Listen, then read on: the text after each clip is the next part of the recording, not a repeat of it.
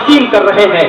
یقین جانیے بڑی خاموشی سے ہمارے گھروں کے اندر، ہمارے سماج اور معاشرے کے اندر ایسی بہایائیاں پروان چڑھ رہی ہیں جنہیں دیکھ کر کے دل اچھلنے کے بجائے دل انسان کا پریشان ہو جاتا ہے، دل روتا ہے، آنکھیں ڈبڈبا اٹھتی ہیں کہ ہمارا سماج اور معاشرہ کہاں جا رہا ہے۔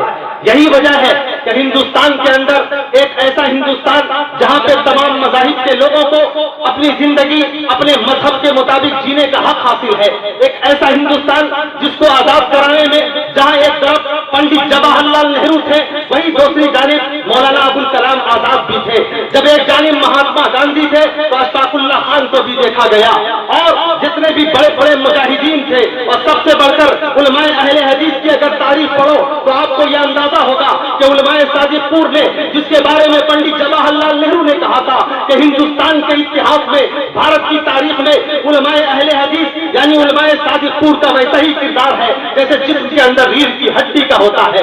ان تمام لوگوں کی قربانیاں جس ملک کے اندر ہو، بھگت سنگھ کی قربانیاں، تمام مذاہب کے لوگوں کا اگر خوبصورت سنگم اس بھارت کی سرزمین میں اگر آپ کو دیکھنا ہو تو ہندوستان کی تاریخ پڑھو۔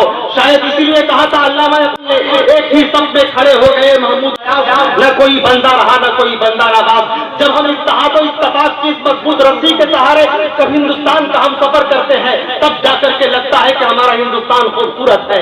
میں کہنا یہ چاہتا ہوں آج کے دیش میں پورے ملک ہندوستان کے اندر آپ دیکھ رہے ہیں ہماری قوم کی بچیوں کو برقع لگانے کے لیے، نقاب لگانے کے لیے عدالت کے چکر کاٹنے پڑ رہے ہیں، ہماری قوم کی بچیوں کو سڑک پہ دھرنا دینا پڑ رہا ہے، ہماری قوم کی بچیوں کو آواز اٹھانے کے لیے ظلم و ستم کا سامنا کرنا پڑ رہا ہے۔ کیا آپ نے دیکھا نہیں؟ آج تک ہم نے صحابیات کی تاریخیں پڑھی تھی، آج تک ہم نے رسول اللہ کے زمانے میں جو خواتین حلقہ بدوش اسلام ہوئی ان کی تاریخیں پڑھی تھی، لیکن ہماری آنکھیں نے پہلی مرتبہ دیکھا کہ باطل سامنے کھڑا ہے، بجرنگ دل کے اچک کے نوجوان کھڑے ہیں، وہ نوجوان جو بھارت کے اتحاد کو خراب کرنا چاہتے ہیں، وہ نوجوان جو بھارت کی مریادا کو اپنے پیر سے روکنا چاہتے ہیں، وہ نوجوان جو امبیڈکر کے بنائے گئے قانون کی دھجیاں اڑاتا ہے، اس کے سامنے ایک شیر دل، ایک جمع بڑے بڑے مرد اور بہادر لوگ جو کام نہیں کرتے، وہ ایمانی طاقت سے لبریز ہو کر ہماری قوم کی بیٹی نے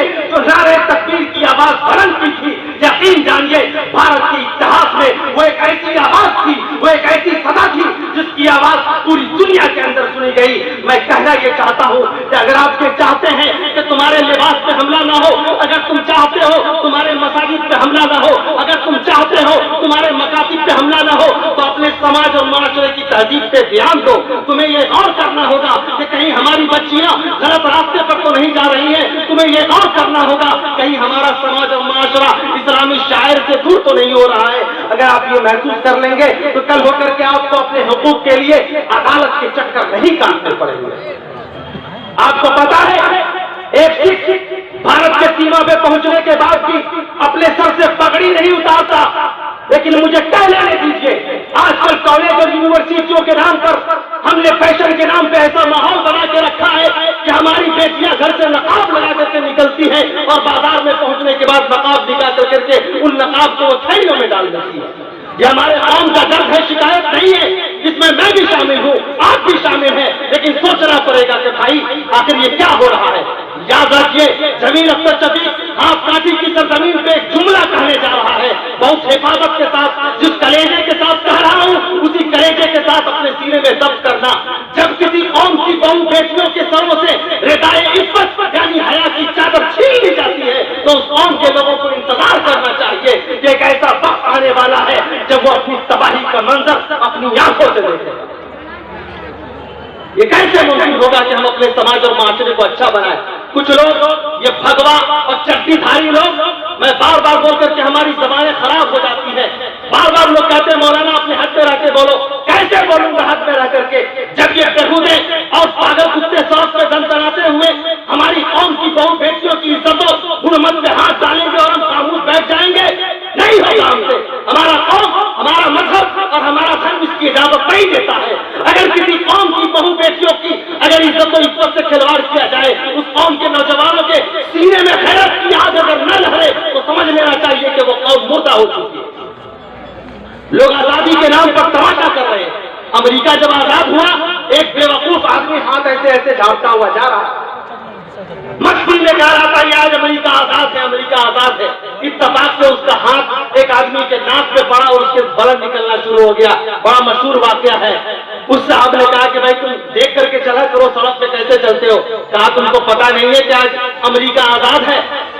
कहा कि जहां से मेरी नाक शुरू होती है वहां से तुम्हारी आजादी खत्म हो जाती है, तुम अपनी आजादी का मिसप्रयोग कर रहे हो। मैं कहना यह चाहता हूं कि जब तक लोग अपनी अपनी हदों में रहेंगे, भारत उस वक्त तक महफूज रहता है जब भारत की सीमा में कोई पैर डालने की नहीं कोशिश करता। अमेरिका उस वक्त तक महफूज रहेगा जब अमेरिका की तरफ में कोई पैर नहीं डालेगा। जब किसी लोग अलग धर्म के लोगों की तहजीब पे डाका डालने की कोशिश की जाती है, हिंदुस्तान का माहौल खराब होता है, भारत की सरजमीन बार बार शर्मसार होती है। ये दर्द और ये जज्बात है, एहसासात है। बातें बहुत सारी हैं कहने के लिए, लेकिन इंशाअल्लाह अज़ीज़ मैं कहूंगा, आखिर में यही बात कहूंगा कि भाई मेरे, अपनी तहजीब जो अपने बच्चियों को, अपने बच्चों को मार्केट के अंदर जब जाकर के आप लिबास खरीदते हैं तो लिबास सिर्फ ये मत देखिए कि वो खूबसूरत है, ये मत देखिए कि उसमें कितनी चमचमाहट है, ये देखिए कि क्या वो लिबास हमारे मजहबी धारे पे पूरा उतरता है। अगर नहीं उतरता है तो हम ऐसे लिबास को रिजेक्ट करते हैं, बल्कि ऐसा लिबास हम अपने घरों के अंदर पहनाएंगे, अपनी बच्चियों को छोटी उम्र से पहनाएंगे, ताकि वो बच्चियां कल होकर के हमारे कौम की फातिमा बनकर के उभरे, ताकि खदीजा की सीरतों की अमली पैकर बनकर के उभरे, महसूस हो कि हमारी कौम की बहु बेटियां हैं। मैं ये चाहता हूं कि मैं जब मैं प्रोग्राम से पहले शेख अब्दुल रहमान फैजी हफिज़हुल्लाह व तवल्ला को मैं कह रहा था कि मैं जितनी मर्तबा मुस्कान की उस वीडियो को देखता हूं, मेरे जिस्म के रोंगटे खड़े हो जाते हैं। रात की तारीकी में कई मर्तबा मेरी आंखों से निकलने वाले आंसुओं ने कौम की उस बहादुर बेटी को खराज अकीदत पेश किया। मैं ये चाहता हूँ कि 4 मिसरे हमारे ज़हन में आ रहे हैं जो मैंने कहे थे उस मौके से, मैं उसको सुनाकर और उसके बाद फजीलतुल शेख अब्दुल रहमान फैजी हफिज़हुल्लाह व तवल्ला के हुजूर पहुंचूंगा। ये 4 मिसरे पूरी जिंदा दिली के साथ समाअत कीजिएगा और प्रोग्राम को कामयाबी की दहलीज तक पहुंचाने में पूरा हमारा ताउन कीजिएगा। मुलाहिज़ा फरमाइए। इस तरह अपनी वो अज़मत का पता देता है। मर्तबा बार बार मैं आता हूं तो हाथ उठवाता हूं, मर्तबा हाथ लगा के फिजा में बता दीजिए कितने लोग मौजूद हैं। सभी लोग दायां हाथ अपना उठाइए एक मर्तबा, मुझे लगना चाहिए कि सब लोग मौजूद हैं। मेरा जी चाह रहा था कि मुस्कान की उस अज़्म व हिम्मत को सलाम कहने के लिए एक जोरदार मैं नारा लगाता, लेकिन अभी फजीलतुल शेख अब्दुल रहमान फैजी हफिज़हुल्लाह व तवल्ला हमारे बुजुर्ग यहाँ तशरीफ फरमा है, इंशाअल्लाह उनका खताब होना है। मिनट कीमती है, इसलिए मैं नहीं चाहता हूँ बीच में बहुत देर तक रखना डालूं। मैं 4 मिसरे पेश करता हूँ और शेख तक पहुँचता हूँ।